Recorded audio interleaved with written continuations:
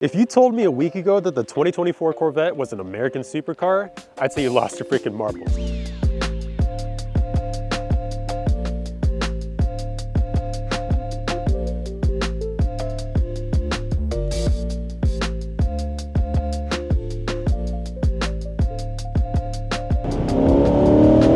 Now, obviously, the main difference for the C8 Corvette from the previous generations is the fact that the engine is not here anymore. They've shifted it to a mid-engine layout, right behind your head. And honestly, every desirable supercar that you could think about, Lamborghini, Ferrari, McLaren, they all use that mid-engine layout. And there's a specific reason. Myself, I've never driven a mid-engine car before. And after experiencing this, I get it. It makes sense. If you haven't experienced it before, you absolutely need to try it. The main thing a supercar needs is power, and this thing has plenty of it. You get 495 horsepower and 470 pound-feet of torque out of the LT2 insane motor in this car. And it's not just your average muscly V8. This thing sounds like an exotic. Don't believe me? I'll let you judge for yourself.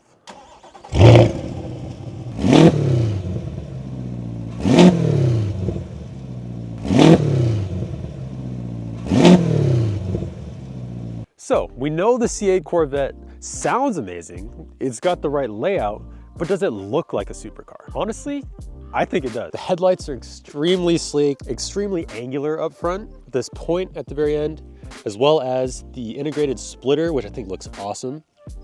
Also, it looks like it's plastic enough to where if you were to damage it, it'd be pretty easy to replace. We got two giant intakes for these radiators on the left and the right side, because obviously you need to cool the engine that's in the back of the car now. So I'm sure there's a ton of coolant lines that are running back and forth to make that work out. And that is exactly what you expect in any supercar on the market. There's something about the proportions of a supercar that just makes them feel special, whether it's like a front engine Aston Martin or any of the mid-engine cars.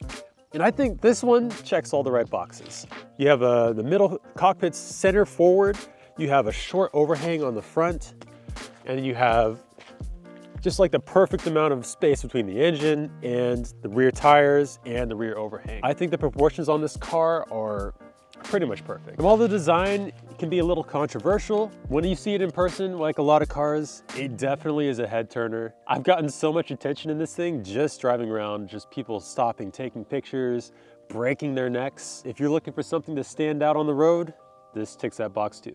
Supercars also love having these little Easter eggs, little small things that show attention to detail that, you know, you might not notice on your first go around, but you pick up as you own the car or as you check out someone else's.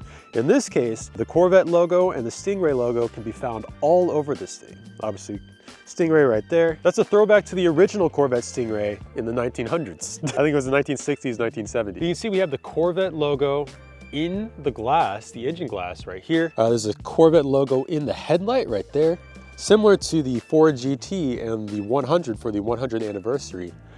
We got the Team Corvette logo on the front windshield, which I think is really sick. Supercars also tend to need a lot of cooling and venting in order to make the amount of power that they make work and make it reliable. And of course, the Vette has functional intake vents on both sides of the car. If you look inside, you can actually see there's a fan, which leads to air intakes for the engine to cool the engine bay, and another radiator or heat exchanger, or whatever I put on the screen right here. Now, you spend practically all of your time inside the car. So is the Vette's interior up to the quality of a real supercar? Well, let's start by popping off the roof. So to pop off the roof, grab these, push these down, we release the back, then pull these two tabs. Careful, SpongeBob! Careful, SpongeBob! SpongeBob, careful! Careful, SpongeBob! Careful, SpongeBob! Careful, SpongeBob! Careful, SpongeBob! Patrick, the lid's already off. And simply lift from the front, pull this out, and it stores in the back. Nice. Just like that. And your coupe has now become a convertible. So, initial impressions, this is the nicest interior I've ever been in. The smell of leather is like intoxicating. Like, it's not too strong, but if it could be, it would be. Seats have an embossed Corvette logo. are carbon fiber backed on this package, which I think is so cool and so supercar. You have two-tone leather with the tan and the black. You got the tan contrast stitching, this high quality looking aluminum, and you have the cockpit area on both sides that makes you feel like you're in a fighter jet. It really feels special. I think that's honestly one of the most important parts of making a car feel super. We have a mostly square steering wheel with a flat top and bottom, which at first I thought would be pretty weird, but in actuality feels pretty good. 8-speed dual clutch transmission with the paddles, which feel awesome. You can hear the click. So we still have physical buttons in 2024, which I absolutely think is imperative to a good driving experience. You have your audio controls here, you have your trip computer, and you can control your gauge cluster from this right here.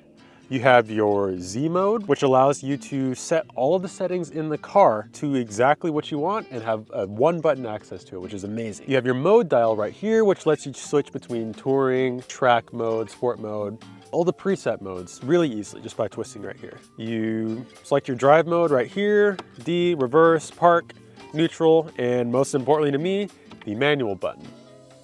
You have cup holders, which actually work really well. And we have more storage right here, as well as a wireless phone charger in the center console.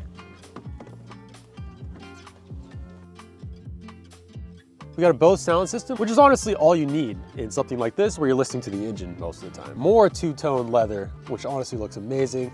About the only thing I don't like about this interior is the push button to open the door. I don't understand why we can't just have mechanical handles, but it is what it is. So that's great and all, but at the end of the day, the only thing that matters as far as is it a supercar or not is how it drives. So I think it's time we find out.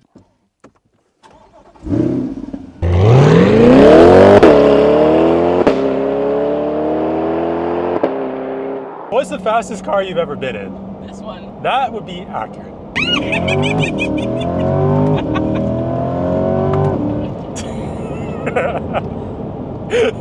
Now you see. It's a good enchilada. Yeah. Is it stupid to say it feels like Radiator Springs Racers? Cars Land? No, that is. Because that is what it feels like. It makes you feel like you own the road.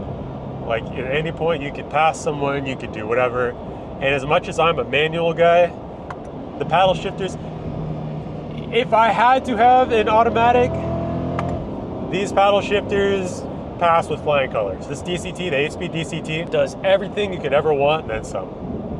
And I would personally drive it primarily in manual mode, but the auto mode is totally fine. Now we can actually put it in stiffer suspension mode. A perfect road like this, it just flows. I got my shifts.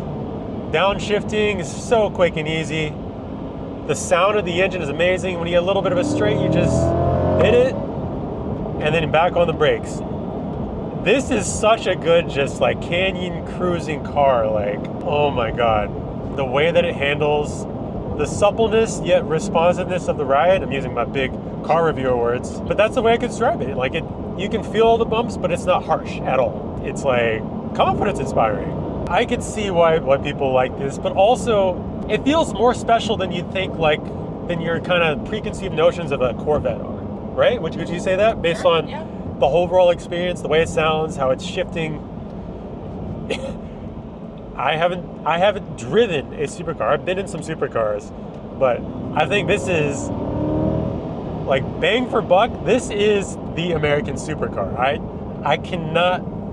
don't see any way that you can make that argument against that with everything that this has going for it. But now it's time for the real challenge. So I tossed the keys to someone squarely in the middle of the old Corvette's target demographic. And the first thing I had my dad do was try out launch control. Here we go. Let go.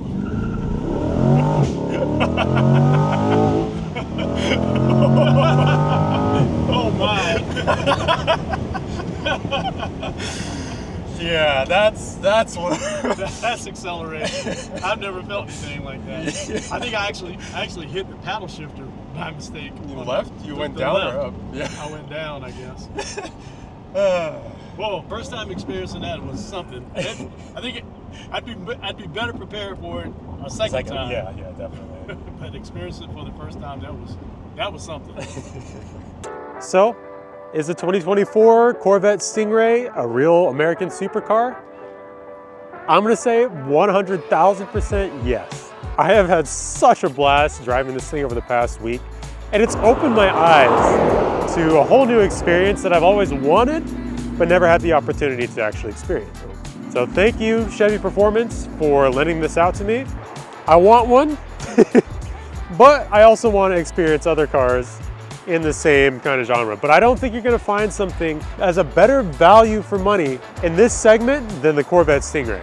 But now that really makes me want to try out the Z06 model, which has almost 700 horsepower, still naturally aspirated, and is much more track focused. Chevy, if you got one sitting around, I have a spot in my driveway waiting for it, and you know I'll do it justice. Let me know what you guys want to see me review next. Don't forget to hit that subscribe button and like and follow for more, and I will catch you guys in the next video.